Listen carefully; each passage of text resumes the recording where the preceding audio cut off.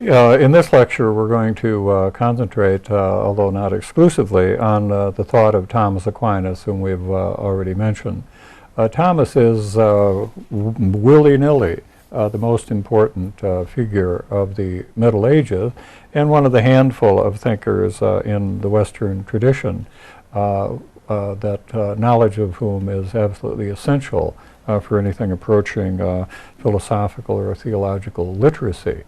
So I, without apology, I concentrate now on Thomas Aquinas. Sometimes people who are rightly fans of other thinkers feel that there's something unjust about the attention that Thomas receives. And of course, in a fully just world, these other people would receive, if not equal attention, a lot more than they get in summaries such as this. But when we assess the philosophical importance or historical importance of a philosopher, it has to come down to the impact that he made on his own time and on subsequent time. And it would be difficult to name another medieval thinker who has been as, who is still as influential as Thomas Aquinas. Thomas was born in 1225 in the family castle at Roccaseca, which is a little hill town below Rome and above Naples, and about 20 kilometers from Monte Cassino, the great Benedictine abbey. Thomas lived in the family castle until he was 5 years old, and then was entered at the monastic school at Monte Cassino. And his family was a warring family. They were allied with Sicilian forces against the papal forces, so that they often fought in battles against the forces of the Pope. But these battles had nothing to do with theology, and we shouldn't think that somehow they were rebels in the faith. One of the great anomalies for us as we look back is the temporal power of the Pope, and the fact that he had armies and went to war and all this sort of thing. It seems unintelligible, perhaps, to us. But this was the world in which Thomas lived, in which his family was engaged. But he went off to the monastery at the age of 5 and began his studies there, and presumably along the lines of monastic education as we know it. There have been books written about Monte Cassino at the time of Thomas Aquinas. What exactly was his status as an oblate, as an offering by his parents to the monastery? Was he a religious? Was he a monk, and so forth? And the general conclusion is that he was not. That he was a secular student, that is, a lay student in the monastery, but he was there for quite some time. And he left because of a war that was swirling, battles that were swirling around Monte Cassino, not for the last time in the history of that monastery. It was, as you know, bombed to smithereens in World War II by the Allied forces, because the entrenched German forces around the monastery, it was either take out the monastery and those forces and not and go on to Rome, or to be bogged down in Italy to the third millennium. And the monastery was bombed. It's been rebuilt and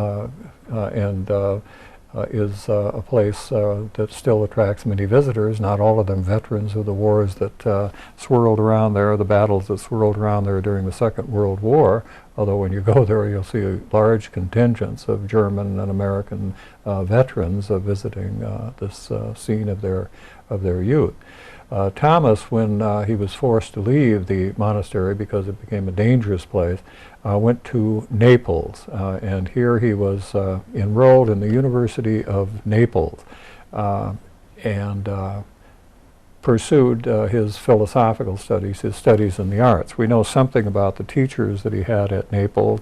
He had one Irish teacher of logic, managed to survive that, but more significantly, he met Dominicans. He met members of the order of preachers, and he was immediately attracted to this order and decided to join them. And indeed he did. At the age of 19 in Naples, he became a member of the Dominican order. And his family was appalled It was one thing for a member of such a family to enter the church if there were some advantage to be gained for the family by this vocation. For example, if he had become abbot of Monte Cassino, this would have been very prestigious and advantageous to his family.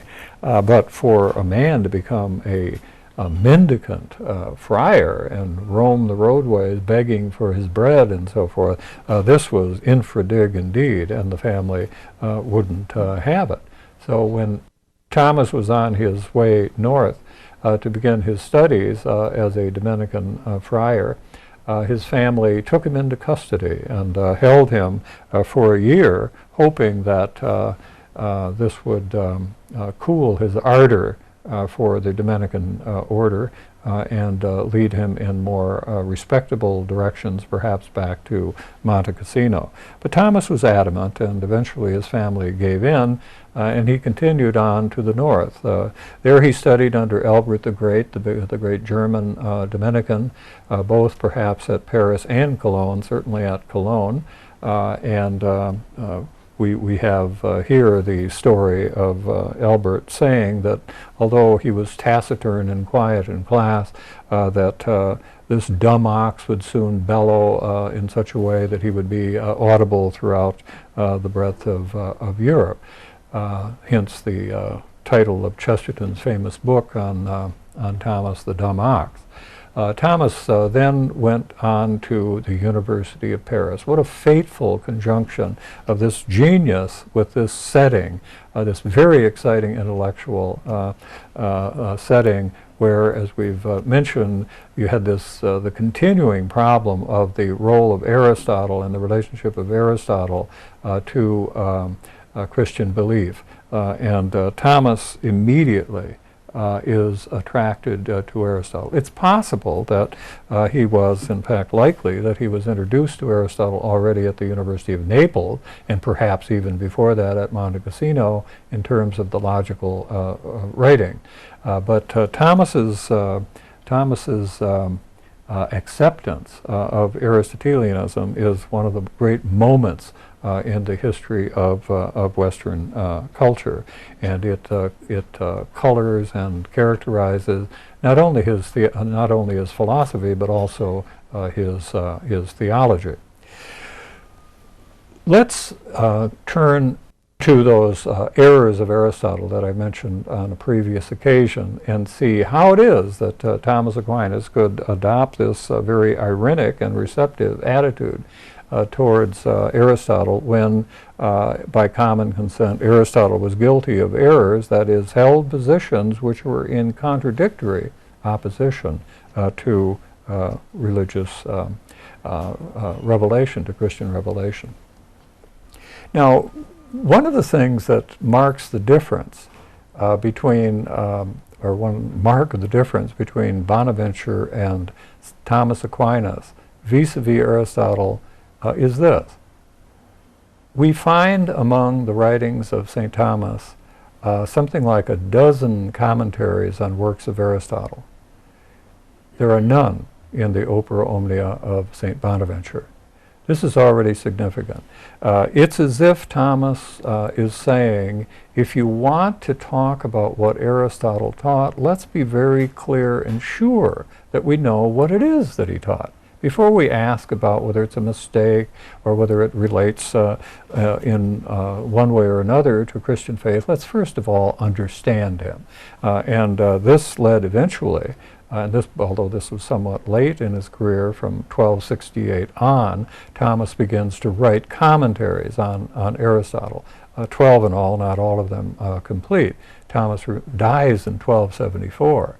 And he stops writing during the last year of his life. So you can see that over a period of something like 5 years, he produced this library of commentaries on Aristotle during a period when, as we will see, he was very busy about other things. So this is an achievement that just boggles the mind.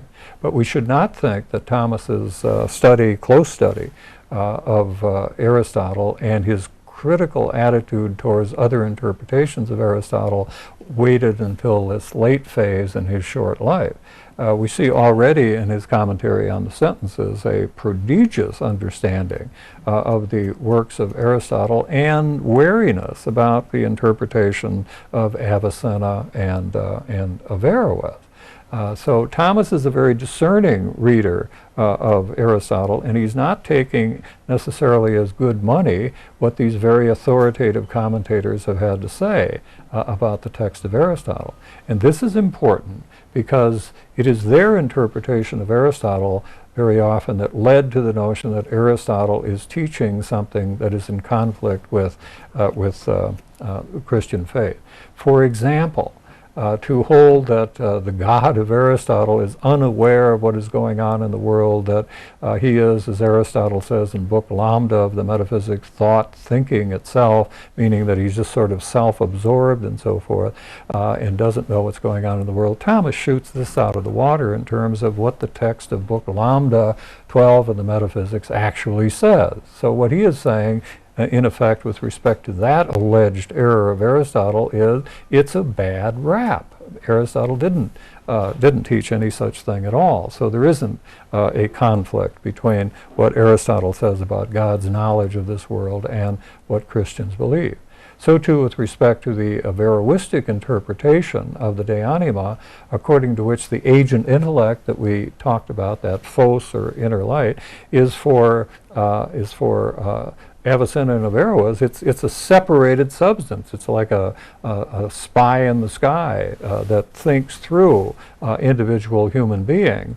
But that is what survives, but individual human beings or human souls do not survive. If Aristotle taught this, it would indeed be in conflict with Christian revelation. But Thomas, in a polemical work, which I translated, called De Unitate Intellectus contra Averroistas, on the uniqueness of the intellect against the Latin Averroes, argues very persuasively on the basis of the text of the De Anima and the context of the passages of the De Anima and Aristotelian thought in general, that this is a misunderstanding of Aristotle. That for Aristotle, the agent intellect is a faculty of the individual soul, and if it is the basis on which we prove the immortality of the soul, then each and every human soul is immortal and not simply some separated substance. So those 2 out of 3, he's saying these are bad raps. If you know Aristotle, if you read him correctly, you're not going to attribute these 2 quote errors to Aristotle. But what about the first one, the eternity of the world? There's no doubt in the world that Aristotle held that the world had always existed, that it made no sense to talk about the world as having come to be. And clearly, this would seem to be in conflict with the revelation of Genesis, that in the beginning God created heaven and earth. What is Thomas going to do with this? What he does is this. He says, in effect, it's true that Aristotle claims that the world could not have come to be. And in one sense, he's right. If you think of the world as coming to be as the result of a change, and if change always presupposes a preceding subject of that change, obviously you have to have something prior to the world from which the world comes to be. But wouldn't that prior something also be part of what we call the world? In other words, it seems as if it's incoherent to talk about the whole shebang as having come about as a result of a change, given the necessity of a subject for a change to occur. So in that sense of the world's having come into being, Aristotle agrees with, Thomas agrees with Aristotle that that is an impossibility.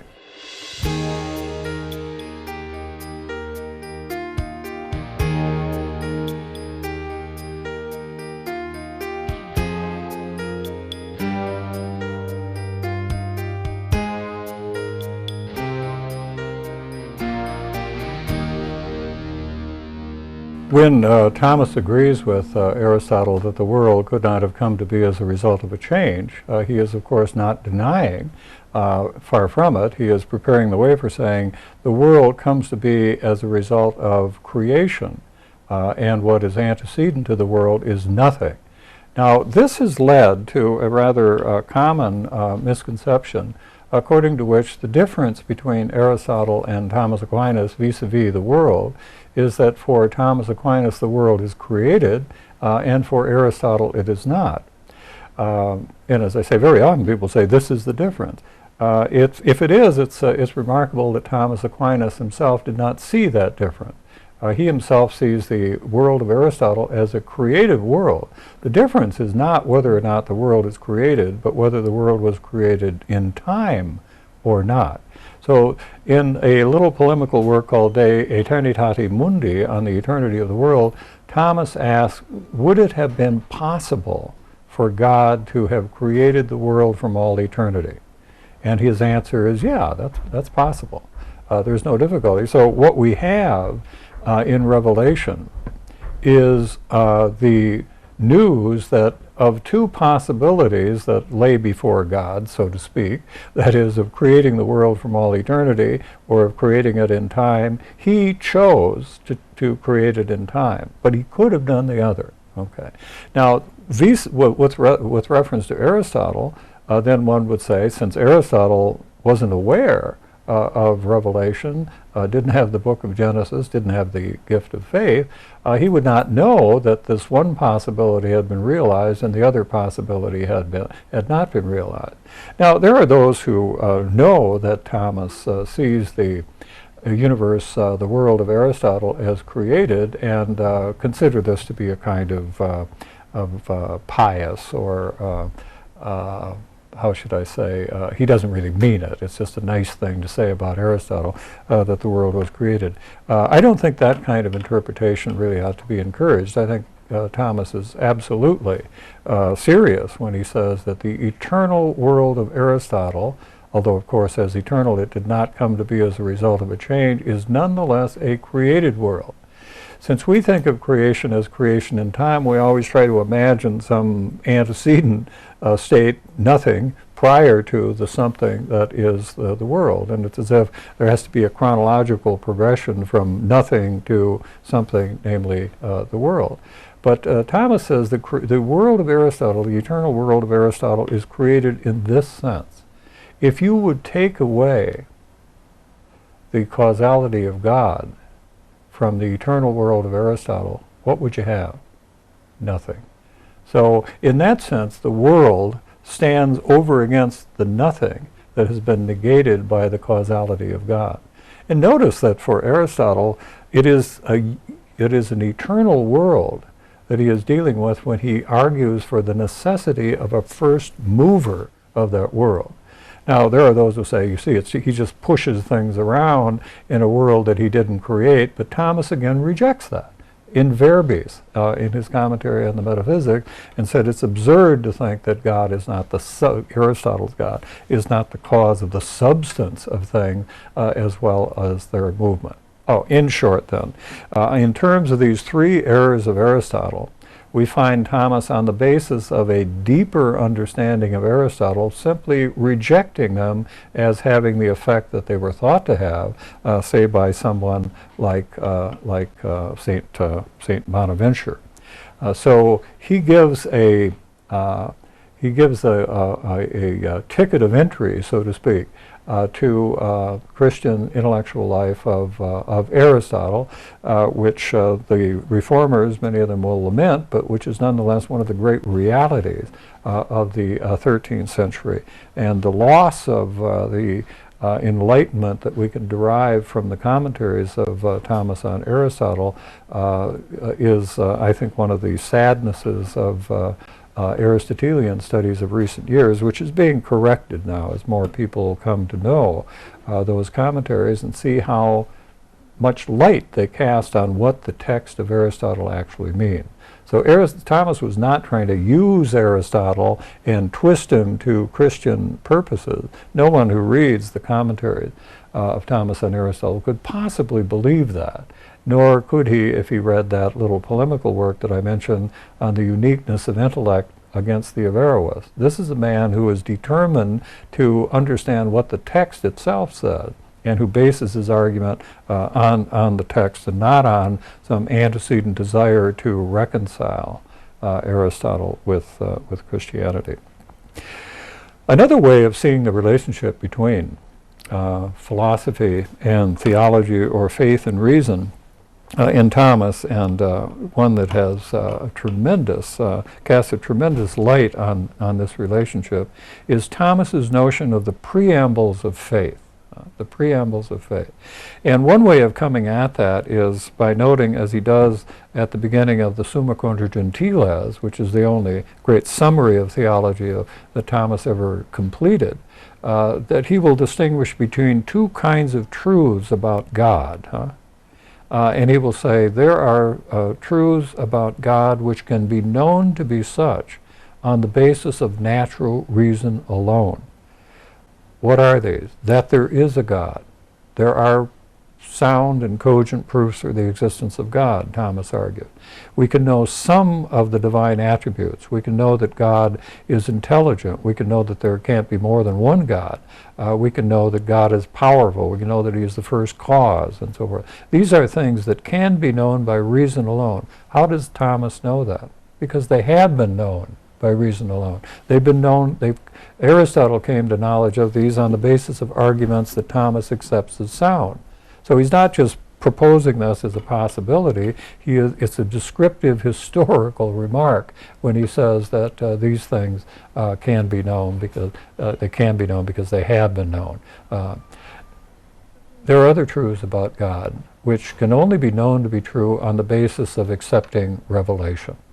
And these are truths like there is a trinity of persons in God, or the forgiveness of sins, or that Jesus is both human and divine.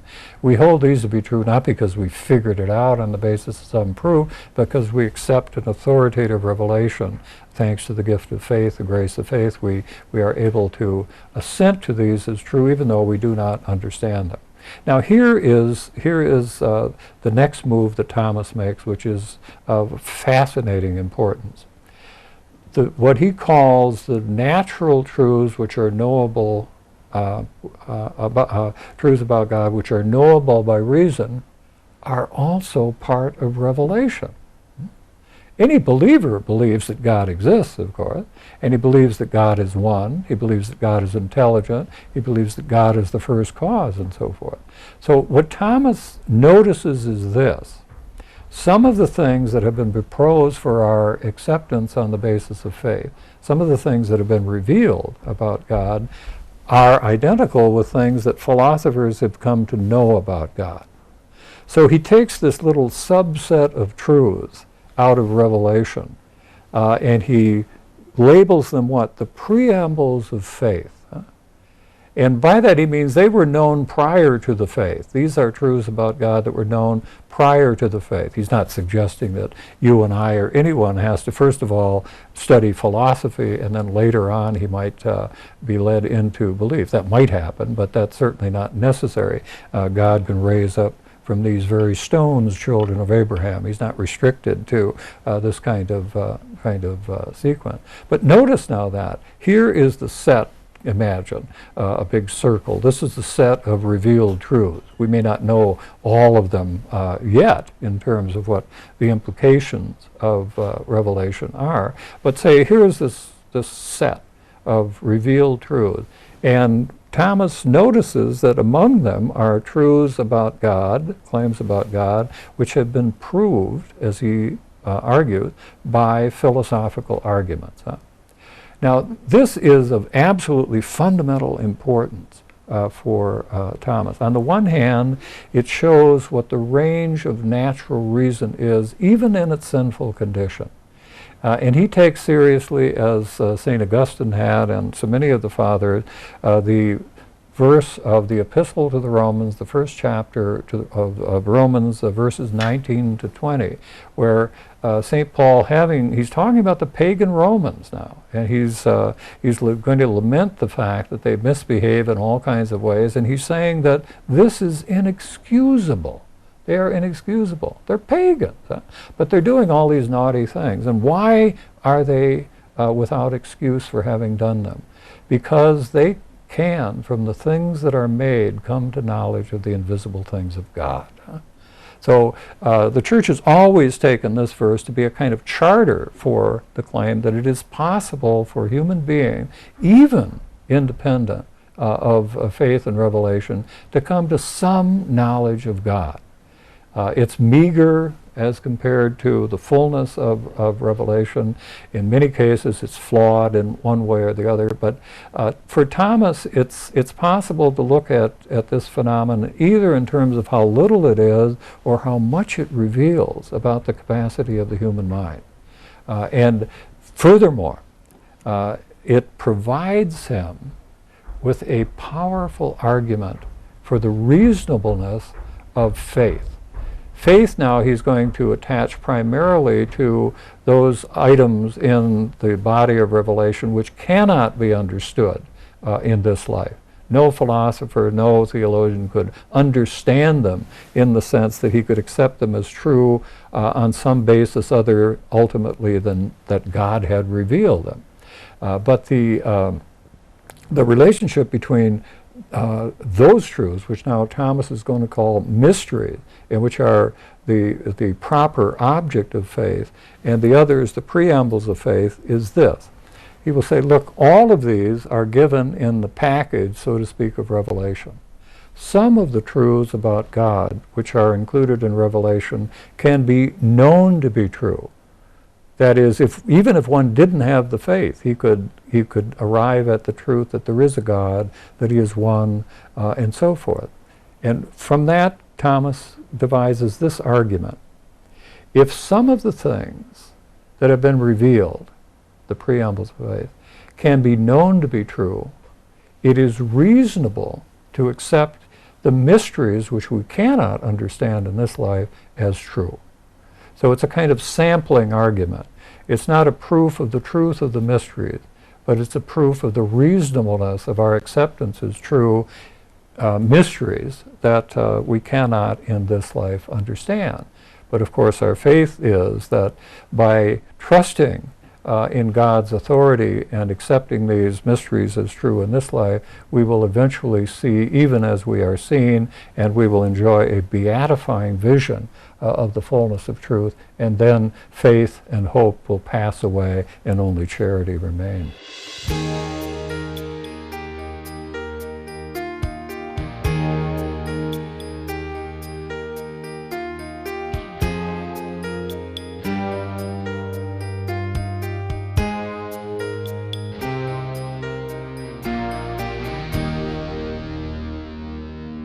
Thomas's conviction of the range of reason, of the power of human reason, even in sinful man, is one of the great marks of his thinking. He, of course, is not unaware of the deleterious effects of sin, original and personal, on the intellectual life of human beings. But he sees in these remarkable instances, principally in Aristotle, of the power of the human mind, the conviction that we could have gotten at least some intimation of God if he hadn't, out of his mercy, revealed more to us and had sent indeed his Son to redeem us from the effects of sin. The relationship now between philosophy and theology. We've talked about the relationship between faith and reason, certain truths about God. Some of those truths are said to be known by philosophy. What is philosophy as opposed to theology? Theology would be reflection on the mysteries of faith, chiefly, but on the whole deposit of revelation, including the preambles as well. But how could we characterize philosophy and theology for Thomas Aquinas? There are two kinds of discourse. He's accepting the Aristotelian notion of philosophy, all of its divisions and array of different sciences and so forth. But how would he characterize it, generally speaking, as opposed, let's say, not just to the faith, but to theology, another kind of discourse, the sort of thing that he engages in his Summa Theologiae, in the Summa Contra Gentiles, the Compendium Theologiae, and any number of other writings of Thomas. You can read all about that in a little selection from the writings of Thomas that I prepared for Penguin Books, a Penguin classic that appeared last year. But how would Thomas characterize the difference between philosophy and theology? A philosophical argument for Thomas is one that works because it appeals to principles which are ultimately in the public domain. Now, Aristotle doesn't have to say this because this is the only kind of thinking and arguing that he's going to be talking about. There are certain things Aristotle says that everybody knows immediately, straight out, just by fact of being a human being. You don't learn the principle of contradiction. You don't learn that it's impossible for a thing to be and not be at the same time and in the same respect. That's just sort of embedded in anything else that you know. And if you quarrel about some middle distance or esoteric topics, ultimately you're going to push it back to the point where you're going to see that presupposed by any position, by any statement, by any knowledge claim is this principle and certain other principles, which are not simply principles of thinking, but they're principles of reality primarily. And that's why they become principles of thinking, because we know the things that are. Yet our thinking is governed by that very fact. So for Aristotle, it's just a given when he analyzes human knowledge that there are certain truths which are inescapable. No one who has standard cognitive equipment, that is, no normal human being, could fail to be aware of such truth. And these are the starting points of reasoning. Now, what that gives is a kind of test, both commonly and then within each of the sciences. When you put forth an argument, if somebody disagrees with it, what you have to be able to show is that it depends upon other things with which he would not disagree, and ultimately with things with which he could not disagree. That's the nature of philosophical discourse. And if you propose something as true and somebody says, why should I accept that? I can't explain it. I can't explain it. It's just I see that it's true. Whatever else we would call that, we wouldn't call it a philosophical position. A philosophical position is one that is always on the qui-vive to respond to relevant questions that are put to it.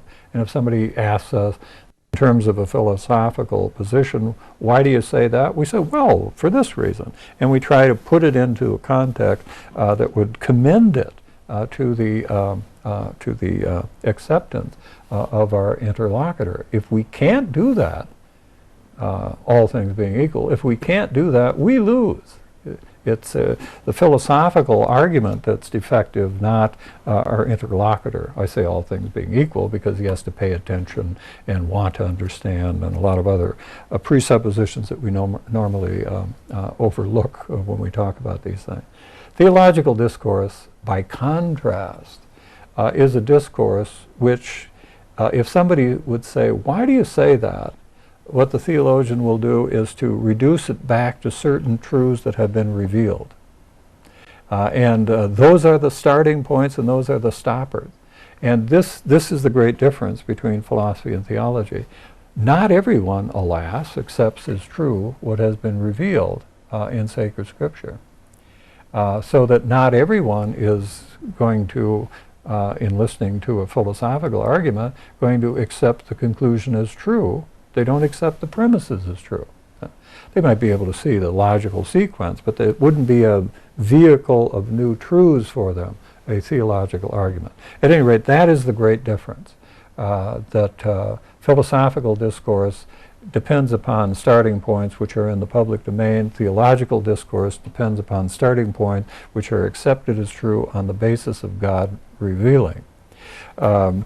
There is a relation between these two kinds of discourse, just as there is a relationship between the preambles of faith and the mysteries of faith. And for Thomas, the very first question of the first part of the Summa Theologiae, the first article of the first question of the first part, asks, why do we need any sciences other than the philosophical sciences? Now, one of the conclusions that we can derive from that starting point is that he's assuming that his readers already know philosophy. So it's as if, from the point of view of theology, the propaedeutic is philosophy. And of course, we should remember that for Thomas, as for Aristotle, and for everybody up until yesterday, philosophy was simply a name for all human knowledge. It wasn't a department as opposed to other departments and the like. Whether this is a gain or a loss, this kind of fragmentation isn't our present concern. But for Thomas, that in effect means that the theologian has to be knowledgeable about almost everything in order to operate successfully as a theologian. Which makes it, of course, the queen of the sciences, makes it the ultimate endeavor of the human mind, and leads us to see, as Newman argued in the idea of a university, that a university that does not have theology as the pinnacle of the efforts going on there is simply not a university in the full sense of the term. Thomas's influence in the Dominican order is untroubled and unquestioned from the 13th century onward. But something happened because of the dispute between, or the difference between Bonaventure and Thomas vis-a-vis Aristotle that was crucial for the subsequent history of medieval philosophy.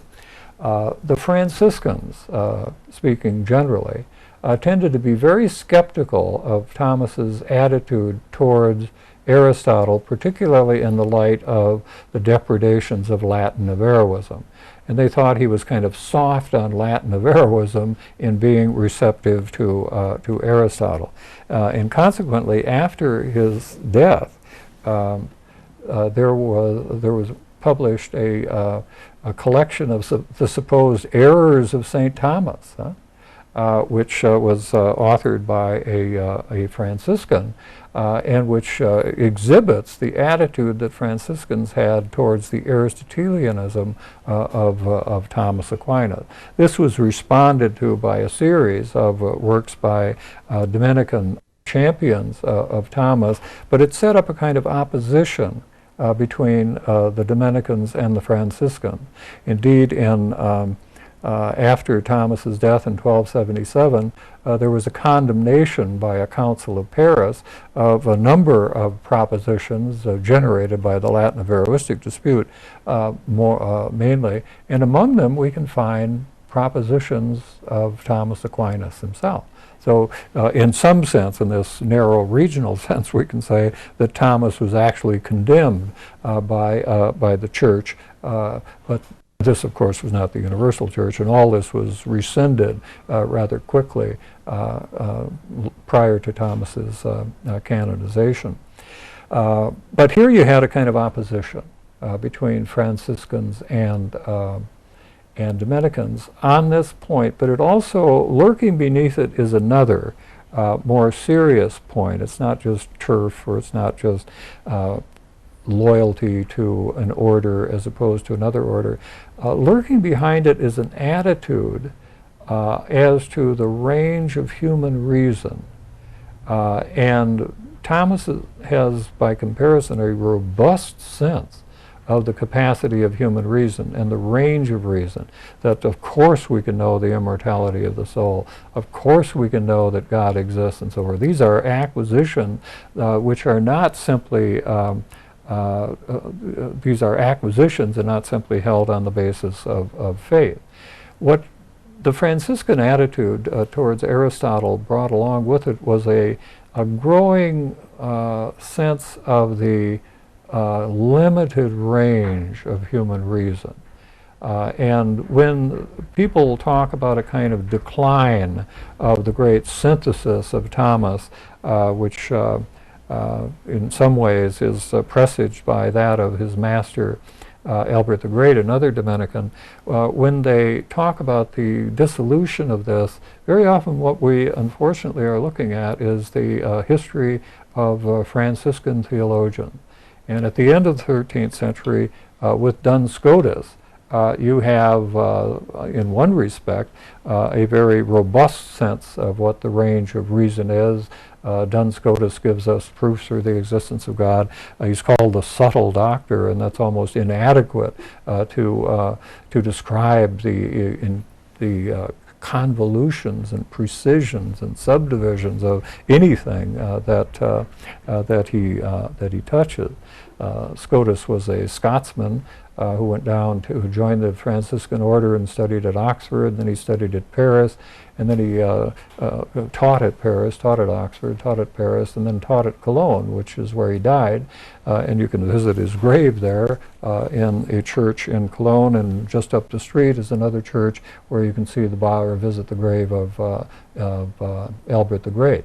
But Scotus, there are two things about Scotus that one wants to mention, and that is with respect to the problem. Well, let's just confine ourselves to this. With respect to the problem that was raised by the contrast of illumination and abstraction, how is it possible for us to use abstraction as the explanation of our knowledge of immaterial things, if abstraction seems to bear only on material things? With Scotus, we have the very characteristic claim that we have a univocal concept of being, that the concept of being that we form is already such that it ranges over material and immaterial things. It includes creature and God. If this weren't the case, Scotus effectively says, it would be impossible to move from creatures to God. There would be no common conceptual territory within which such a move could be made. And he sees that in terms of his claim that the concept of being is univocal. This will be one of the things that will be severely questioned by proponents of Thomas Aquinas's thought, for whom analogy is, of course, or being is an analogous term.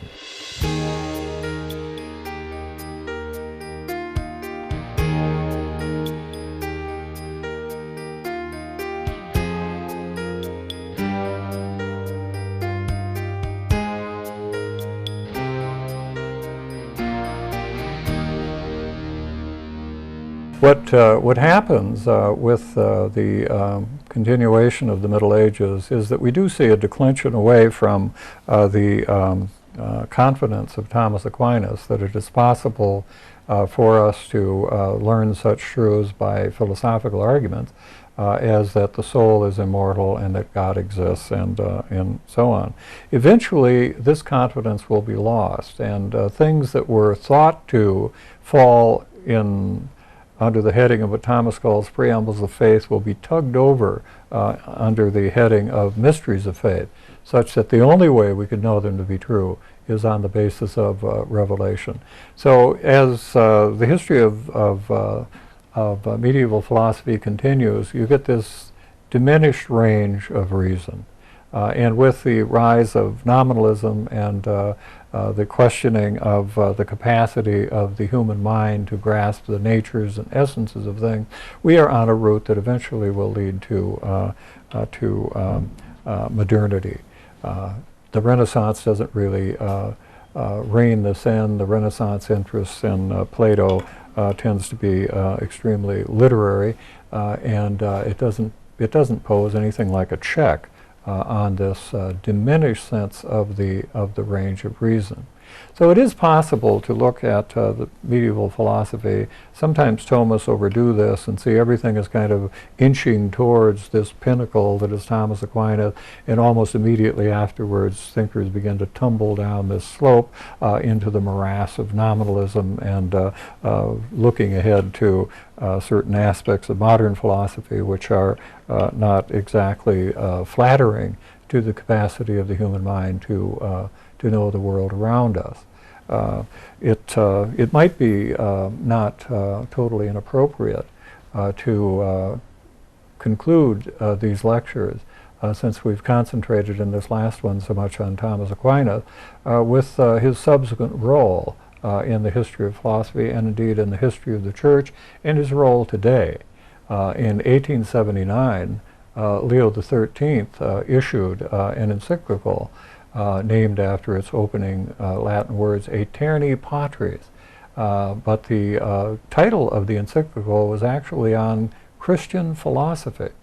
And in it, Leo XIII was urging, as a remedy for the social and intellectual and cultural ills of the time, he's writing in 1879, a return to the study of Thomas Aquinas. And return is not an exaggeration. While Leo himself and his brother and others in Perugia had been interested in Thomas long before he became bishop there and Pope, and while there were other little pockets of interest in Thomas in Naples and elsewhere, by and large Thomas had pretty well dropped out of the picture except in Dominican convents. When Cardinal Newman went to Rome to prepare for his ordination as a Catholic priest, he asked around about Thomas Aquinas, and he got very dismissive remarks from people. Oh, nobody studies Thomas anymore. They wouldn't reject him, but nobody takes him seriously anymore. A great loss there, because perhaps if Newman, who did, as a matter of fact, know a lot about Thomas and owned quite a number of Thomas's works, which we are assured he read, there are marginalia in them, but if perhaps if Newman at that point had met with a real Thomist, it would have been very interesting for his subsequent career, which of course was distinguished and important without this. But I mentioned that event in Newman's visit to Rome as an indication that Thomas had indeed fallen out of a favor or attention on the part of ecclesiastics in Rome, at least. Leo wanted to bring him back, and indeed he did. The Thomistic revival that followed on Aeterni Patris is something that one can look back with wonder at. The societies that were formed, the journals that were formed, the curricula that were reformed in terms of this return to Thomas and so forth, had a tremendous, it was a tremendous success up to and through, but not after the Second Vatican Council. But now with Fides et Ratio of John Paul II, which appeared in 1998, we are again being urged to see in Thomas our special mentor in matters theological and philosophical. Not our sole mentor, of course, but Thomas is a thinker who is not a kind of thinker. Thomas was not a Thomist, as opposed to a Scotus. He was interested in truth wherever it could be found. So labels weren't particularly of interest to him. If he was interested in Aristotle as he was, it was because he thought, my gosh, this is true. But when he came upon Neoplatonic works, such as that of the Pseudo-Dionysius or the Liber de Causis, he was equally interested in these. So again, it wasn't as if he said, well, that's not Aristotelian, I'm not interested in it. So labels of that kind don't easily apply to Thomas. And John Paul II seems to have this in mind in putting him before us again, not to turn us away from possible sources of truth and so forth, but to give a kind of exuberant lift to the notion of the range of reason and the need for philosophy on the part of theology. And what the Holy Father sees is that philosophy is in a bad way in our time. And it's a phenomenon to be noticed, that here you have the Pope coming to as much to the defense and aid of reason as he is to faith. He sees that the faith is something that cannot survive and live if we have a disdainful or inadequate concept of what human reason is. So that the diminishing of the confidence in the range of reason which characterizes subsequent medieval philosophy and theology after Thomas has serious consequences. And it leads to what is perhaps the worst condition of religious belief, and that is fideism. That is the notion that while we accept things as true because they have been revealed, we don't know how they relate to anything that could be known. They might be in conflict with them, we don't know. They're just all by themselves, and we don't want to ask those questions. This is to isolate the faith from the role that it is meant to play throughout our lives, through our intellectual lives, and make it just a sort of quirk that we have. For all purposes, on the basis of fideism, what is proposed for our belief might be pure nonsense. And we might, in a Tertullian mood, say, credo quia absurdum, I believe because it is absurd. That is not a healthy attitude for the believer to take. So the recovery of the sense of the range of reason and the possibilities of philosophy, the present Pope rightly sees as a condition for the flourishing of the faith. It's not as if the faith is deduced from natural reason or anything like that, but it provides a setting within which the faith and certainly theology can flourish, as they cannot if that is absent. So it looks as if, certainly from the point of view of the Catholic Church and John Paul II, that the role of Thomas Aquinas is by no means exhausted in the history of Christian thought. And of course, when we look at the history of philosophy, we are first of all and primarily trying to get as accurate a picture as we can as to what happened and who said what and why.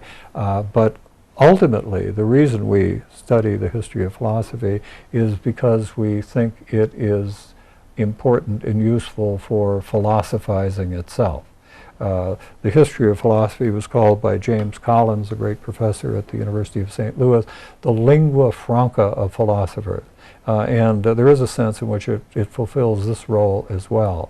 But we can notice that when philosophy falls on evil days, when it hits a cul-de-sac, when it runs into a brick wall, it almost instinctively turns to its antecedents, to its predecessor, sometimes all the way back to Parmenides, as I mentioned in the case of Heidegger, sometimes back to Kant or something like that in the case of certain analytic philosophers. But in any case, there's a sense that we have to put ourselves into relationship with others who have engaged in this enterprise before us. There's nothing more tiresome in the history of philosophy than people rising up and announcing that everything that happened prior to them was false and mistaken and so on, and here they are finally, and now it can begin. Such claims are usually based upon an almost total ignorance of the history of philosophy, and as often as not, they exhibit that maxim that someone who is ignorant of history is fated to repeat its errors, and so it is often with these declarations of some new turn, critical turn or linguistic turn in philosophy, which effectively renders obsolete and uninteresting everything that has gone before. And when philosophers lose their confidence in this sort of nonsense, they are inevitably going to be interested in the history of philosophy. And certain figures are going to loom larger than others, although we don't want to ignore the minor figures or indeed the spear carriers on the stage of the history of philosophy. But the figures that we've emphasized in these lectures, Plato, Aristotle, Augustine, Thomas Aquinas, those, just to recall those four, are giants in the history of Western thought. And it's impossible to think of anyone with a genuine interest in learning or truth who would be unaware of the writings of these two men. To be a philosopher is inevitably to go to Plato and to Aristotle. To be a Christian philosopher is inevitably to go as well to Augustine and to Thomas Aquinas, and other lesser figures as well. But these are the giants on whose shoulders we stand. And if we are going to see ahead into the future, it's not going to be by repudiating the past, but by trying to assimilate it and applying the lessons that we learn from it to our own times and pointing into the future. We stand now, of course, on the threshold of the third millennium, as John Paul II was very much conscious when he issued Fides et Ratio. And he's talking about the relevance of these figures that we have been discussing, not simply for an individual's intellectual life and so forth, but the cultural importance that they have, and not only for the second millennium, but for the third millennium as well. So history points us to the past in one sense, but as we assimilate it, it makes the present more intelligible, and let us hope it will make the future possible.